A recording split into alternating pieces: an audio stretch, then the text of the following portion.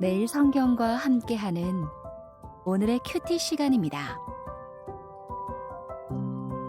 6월 12일 오늘의 말씀은 로마서 8장 31절에서 39절입니다.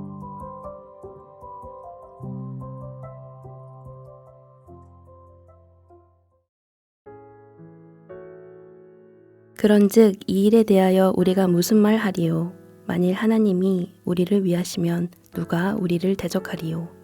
자기 아들을 아끼지 아니하시고 우리 모든 사람을 위하여 내주신 이가 어찌 그 아들과 함께 모든 것을 우리에게 주시지 아니하겠느냐?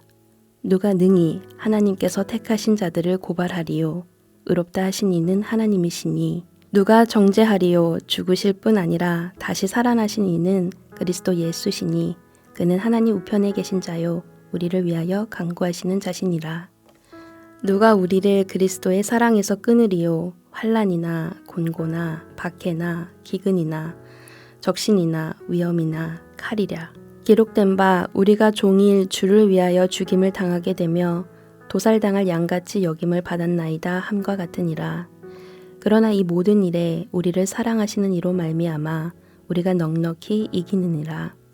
내가 확신하노니 사망이나 생명이나 천사들이나 권세자들이나 현재일이나 장래일이나 능력이나 높음이나 깊음이나 다른 어떤 피조물이라도 우리를 우리 주 그리스도 예수 안에 있는 하나님의 사랑에서 끊을 수 없으리라.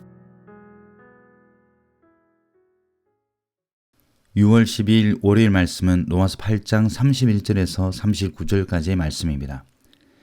오늘 본문은 5장부터 이어져 오는 구원에 대한 논리를 마무리하는 단락입니다. 복음에 대한 자연스러운 반응이고 또한 결과입니다. 일련의 수사적 질문들로 바울은 시작합니다. 그렇다면 우리가 이런 일을 두고 무슨 말을 더 하겠습니까? 라는 것이 그 질문입니다. 이어서 바울의 31절 하반절부터 34절까지는 첫 번째 확신에 찬 대답들입니다. 이 부분은 마치 법정에서의 벌어지는 장면과 같습니다.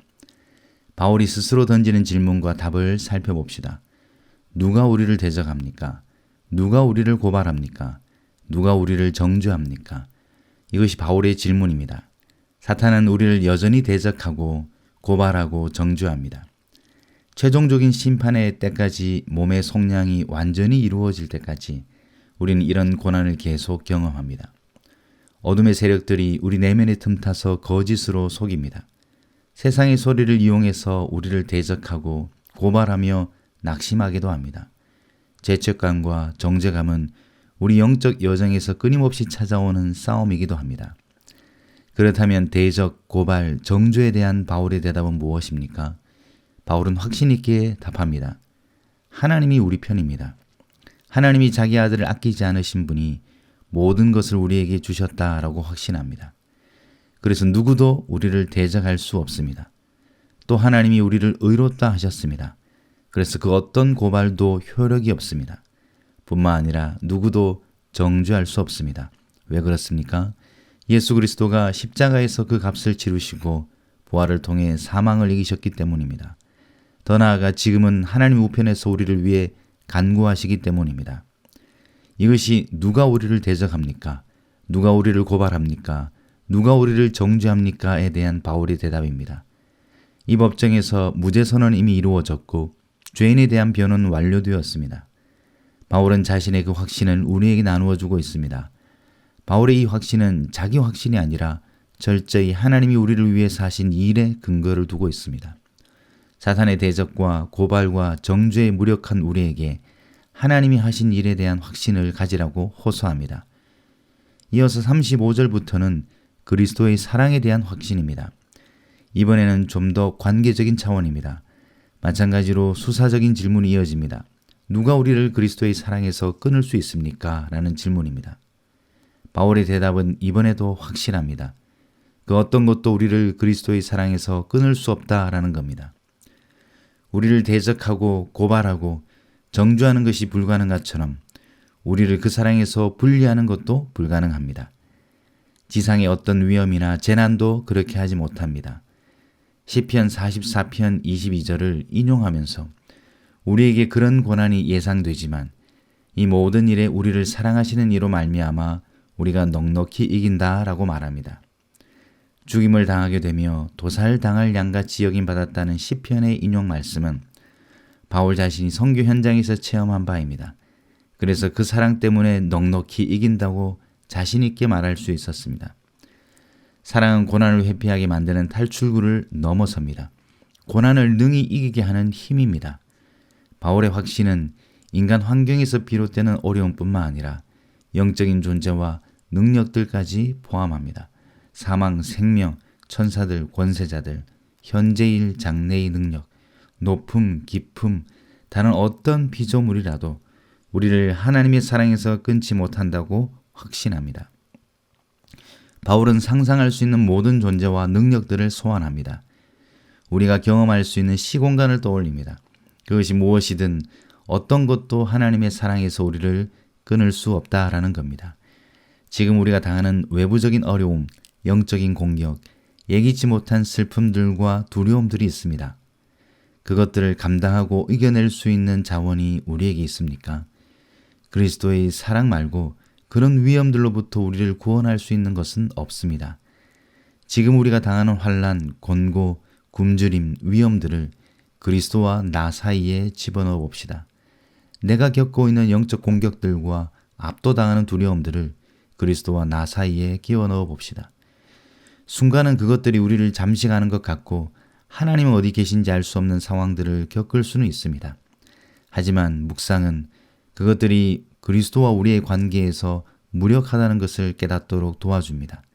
다시 진리 앞에 서서 우리를 위해 탄식하시며 중보하시는 하나님을 믿는다면 그런 공격들이 주는 마취에서 풀려나 우리도 확신할 수 있습니다. 사랑은 능력입니다. 단단합니다. 결국 그리스도의 사랑이 세상에서 가장 강력합니다. 우리가 그리스도를 붙잡는 일에는 부침이 많고 실패가 많습니다. 하지만 그리스도의 사랑이 우리를 붙잡는 힘은 모든 우주에서 가장 강력합니다.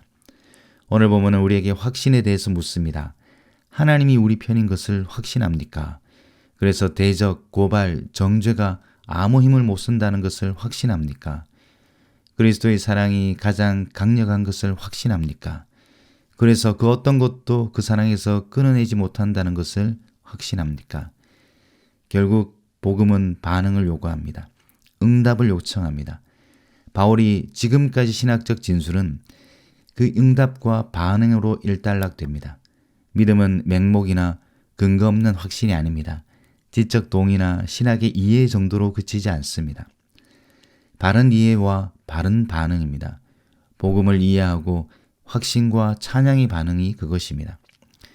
바울의 질문은 다짜고짜 구원에 대한 확신이 있습니까? 라는 공격적이고 다소 비인격적인 질문과는 다릅니다.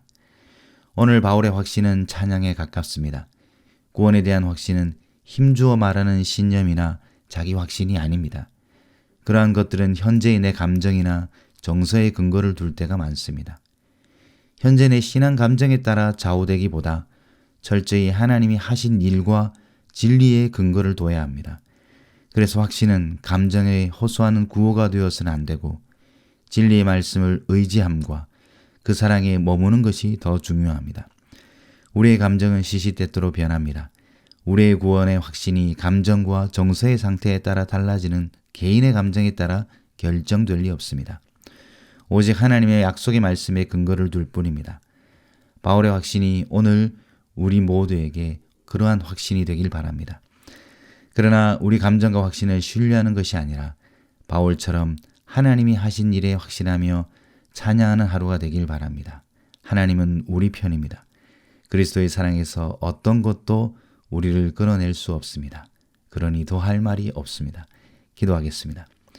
주님, 오늘도 말씀 앞에 세워주시니 감사합니다. 복음의 말씀을 듣고 믿음과 확신으로 반응하는 저희들 되게 해주십시오. 하나님이 우리 편이라는 것, 어떤 것도 그리스도의 사랑에서 끊어낼 수 없다는 것을 확신할 수 있도록 도와주십시오. 오늘 하루 이 말씀에 근거해서 주님을 찬양하는 하루 되기를 원합니다. 예수 그리스도의 이름으로 기도드립니다.